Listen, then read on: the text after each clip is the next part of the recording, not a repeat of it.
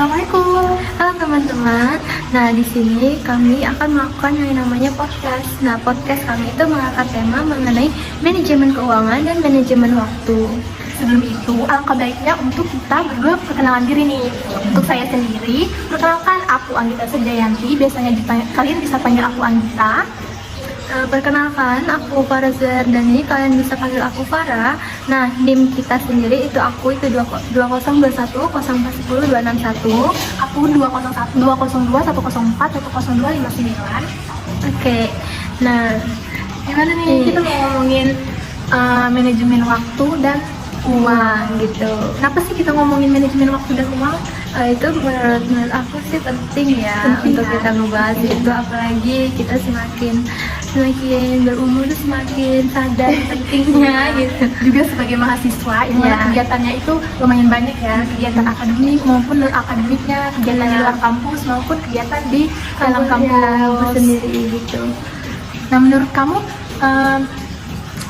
ada waktu belajar, ada waktu khusus belajar nggak sih? Kalau aku sendiri waktu khusus belajarnya itu biasanya tuh waktu malam sih, karena aku tuh harus kalau belajar tuh harus di tempat yang sunyi gitu. Jadi mulai belajar aku biasanya dari jam 10 malam sampai jam 1 malam gitu. Maaf guys, kayak harus malam. Kalau kamu sendiri sama gimana? sih, sama ya, harus malam. Dan aku nggak bisa belajar yang di tempat yang rame gitu, di kafe atau di Iya, apa, pokoknya sama. di kamar sendiri sepi gitu. Nah, kalau kamu bisa nggak sih kayak belajar sambil dengerin musik? Kan biasanya ada tuh yang dengerin musik iya. atau sambil ngobrol. Aku gitu. nggak bisa, nggak akan ya, masuk, iya. nggak akan masuk itu materinya. Kayak kacau nggak sih? Kacau, Iya. kebagi gitu loh. Nah, terus di sini jadi kan kayak kita ada nggak bisa tuh yang namanya belajar kalau waktu siang atau apalagi waktu berisik. Jadi di sini kita ada tips gimana cara kita manajemen waktu yang baik gitu, apalagi untuk belajar. Iya. Nah, sebagai mahasiswa tadi kan banyak kegiatan tuh, kita penting untuk mengatur yang namanya manajemen waktu.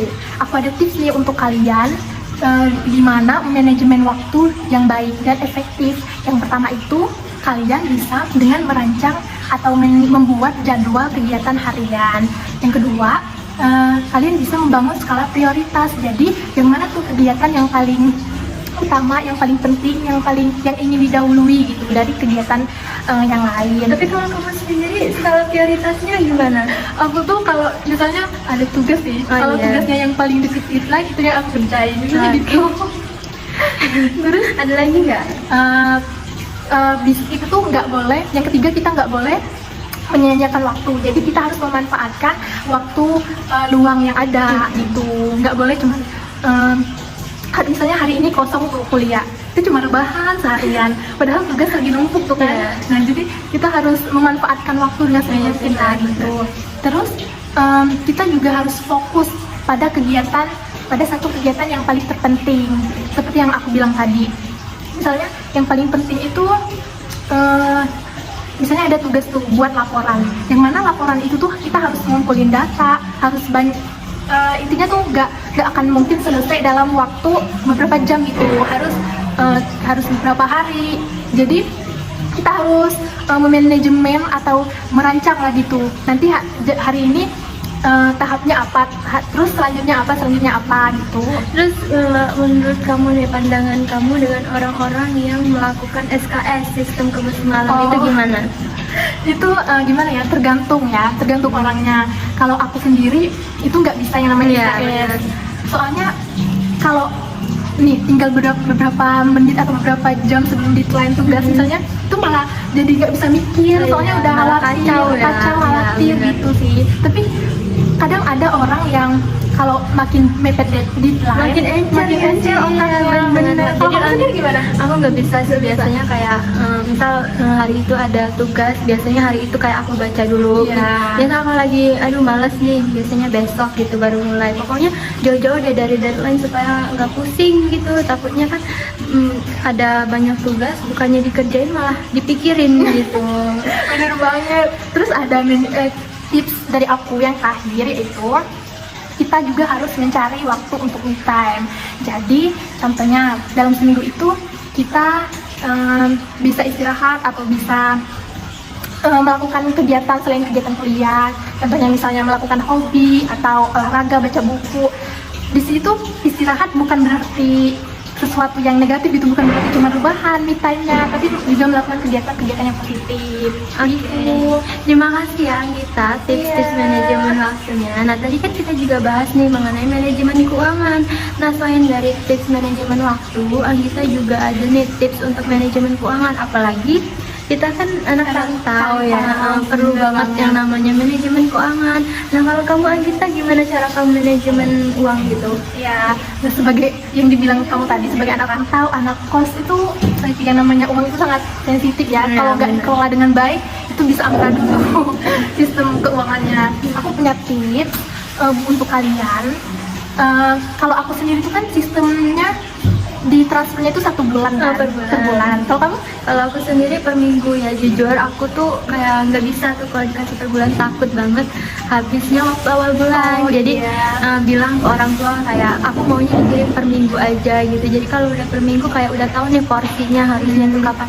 Soalnya aku sendiri ngerasa berat kalau harus per bulan, kayak kita nggak bisa tuh namanya ngontrol keinginan, apalagi awal bulan tuh sensitif banget. Jadi kayak ya udah per minggu aja. Iya, Kalau kamu gimana? Kalau aku kan per bulan Ya, tuh. itu cara ngaturnya gimana Ya. bisa Jadi, sampai per bulan gitu? Yang pertama yang aku lakuin itu, aku biasanya membuat catatan keuangan. Jadi catatan keuangan itu bisa menjadi acuan gitu.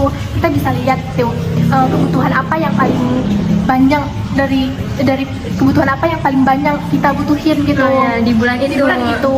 Nah, terus yang kedua, aku biasanya budgetin pengeluaran harian. Jadi aku tuh udah mikirin tuh hari ini uang bensin segini, uang makan segini, uang jajan segini gitu.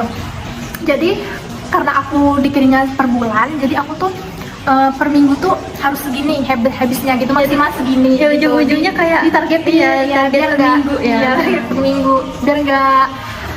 biar nggak awal bulan foya-foya, Habis, akhir bulan puasa. Tuh makan tomat Iya, kan, makan tomat. udah nggak sempat lagi makan mie. Bener. Nah, terus ada tips tadi gimana? Tips apa? Tips manajemen keuangan. Oh ya, yang ketiga itu biasanya aku nabung awal bulan. Biasanya kalau baru ditransfer aku tuh nyisipin uang Iya. buat nabung, yang mana uang tersebut bisa digunain buat dana darurat kan. Kalau Iya, benar. kalau ada kejadian apa-apa Ya apalagi kita jauh dari orang tua kayak nggak bisa. Alhamdulillah ada Ya, apa-apa kan. Benar-benar. Kalau nggak ada uang tuh udahlah. Terus aku biasanya juga bayar tagihannya itu tepat waktu. Sebagai anak kos pasti Iya. ada tagihan dong. Setiap bulan itu tagihan listrik, tagihan wifi, Kos, ya, tagihan kos kos, juga. bener. Jadi kalau udah waktu tempo bayar, jadi langsung bayar gitu, nggak nunda-nunda. Benar. Takutnya Iya. malah makin berat ya kalau ditunda tuh. Terus Nanti apa pas lagi nih? pas waktu jatuh temponya selesai malah nggak ada uang buat Iya, bayar, bener, jadinya bener. ngutang kan. Terus biasanya aku juga untuk mengurangi biaya pengeluaran karena makan, aku biasanya juga masak. Oke. Iya, jadi aku bisa itu kan buat masakan sesuai selera, Iya, itu kan bener. bisa bervariasi. Terus kehigienisannya tuh terjaga Iya, gitu. nggak cuma geprek aja ya tiap hari. Sakit perut. Iya, bener. Nah, terus aku juga kayak buat list daftar kebutuhan. Jadi kebutuhan per minggu itu apa gitu, per bulan itu apa, dan kebutuhan yang bisa digunain beberapa bulan gitu ada kan. Iya, Kayak, benar. terus aku juga bukan menghindari sih, kayak Mengurangi. mengurangi nongkrong lah gitu ya. Ya, apalagi nongkrong yang gak berguna kayak Bener. kalau nongkrongnya tuh dalam konteks ngerjain tugas, apa kerja kelompok itu nggak apa-apa ya, sekali-sekali gitu. Bukan nggak boleh nongkrong ya, Iya, bener. namanya mahasiswa itu nggak sih, kalau nggak nongkrong tuh Ini kan apa namanya kurang kita butuh kita healing gitu. relasi juga penting. Nah, kalau masalah nongkrong tuh aku biasanya juga kayak bukan targetin sih, kayak per minggu Batasin. tuh ya batasin. Kayak per minggu tuh berapa kali nongkrong, dan juga aku juga buat kayak rencana budgetnya juga, Oh, buat sekali iya. nongkrong tuh berapa gitu. Kalau misal pada bulan itu nggak nongkrong malah irit kan, ya, bisa beli apa tabungan, gitu. bener. Nah tadi kan ngomongin kita manajemen waktu. Nah kalau kita belajar itu kan belajar itu penting. Nah kita kan belajar tuh butuh yang namanya otak ya. Iya dong. Jadi di sini aku ada pembagian jam kerja otak yang baik bagi tubuh kita. Jadi di sini ada jam 7 sampai jam 9 pagi itu otak mulai terbangun dan meningkatkan mood dalam menjalankan aktivitas. Nah, jadi bisa kayak kita lagi dulu sekolah gitu kan, jam 7 sampai jam 9 biasanya kalau anak SD tuh jam 9 tuh istirahat tuh, lagi senang-senangnya. Tapi jam pelajaran pertama tuh yang have fun aja, kayak bahasa, nyanyi-nyanyi gitu kan. Nah, kemudian jam 9 sama jam 11 siang itu otak memproduksi hormon kortisol yang cukup. Jadi sehingga dapat membantu memfokuskan pikiran. Nah, mulai dari jam 9 sampai jam 11 itu biasanya mata pelajarannya tuh udah berat gitu. Jadi benar sih. otak tuh mulai terasah dengan wawasan dan pengetahuan yang baru. Setelah itu jam 11 sampai jam 12 siang otak memproduksi hormon yang namanya tuh melatonin.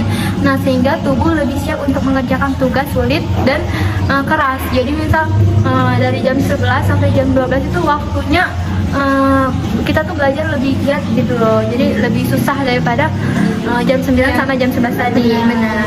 Kemudian ada juga jam 2 sampai jam 3 siang. Nah, kalau jam 2 sampai jam 3 siang tuh waktunya otak istirahat dari tugas-tugas yang berat tadi di jam-jam sebelumnya. Jadi kayak kita tuh bisa tidur siang tuh kan, enak banget tidur siang tuh. Kalau sore gimana? Kalau sore tuh nggak boleh sebenarnya, di Islam sendiri kita nggak boleh kan nggak tidur boleh, setelah benar. asar. Iya. Nah, di sini juga dibahas. Jadi jam 3 sampai jam 6 sore itu baiknya jangan tidur. Jadi cocok untuk tugas-tugas yang ringan kayak kita bersih-bersih gitu loh, belajar ringan gitu kan. Kemudian ada juga jam 6 sampai jam 8 malam. Di sini otak dalam fase pemeliharaan. Jadi kita tuh bisa memanfaatkannya dengan menonton film, membaca buku cerita, atau sekedar berkumpul dengan teman atau keluarga gitu kan. Kalau misal kita nggak boleh keluar malam sama keluarga gitu, ya udah kita ngobrol-ngobrol aja sama keluarga gitu. Nah, di sini ada juga jam 8 sampai jam 10 malam. Nah, cocok untuk meninggalkan pekerjaan atau beristirahat. Jadi kalau misal udah masuk mau jam 8 tuh baiknya kita kayak udah nonton TV aja gitu, jangan dibawa susah otak, nanti malah pusing. Nah, Kalau jam 10 ke atas tuh gimana? Nah, kalau jam 10 ke atas itu baiknya kita beristirahat atau tidur. Nah, janganlah begadang kayak kita tadi ya, malah belajar itu jangan. Baiknya belajar tuh waktu di jam-jam siang ya. Siang kan? Nah, Siang, oke. tapi ya ternyata tuh tergantung orangnya gitu. Nah, kalau aku sendiri itu nggak bisa, jujur nggak bisa belajar siang karena nggak fokus, malah fokus kalau malam. Iya kan? Padahal yang bagus tuh siang ya. Bagusnya siang, kayak bagusnya untuk otak. Malah kalau itu untuk istirahat, ya benar, untuk istirahat gitu. Oke, nah ini Seru banget ya. Ya, seru banget bahasan kita kali ini. Mungkin kita bisa bertemu di podcast selanjutnya. Mungkin dengan Mudah-mudahan apa yang kita sampaikan tadi bermanfaat, tips dari kita bisa dilaksanakan atau bisa bermanfaat lah untuk teman-teman, diterapkan gitu. diterapkan. Nah, mungkin untuk tema selanjutnya akan lebih menarik. Segini dulu bahasan dari kita. Assalamualaikum warahmatullahi wabarakatuh. Dadah.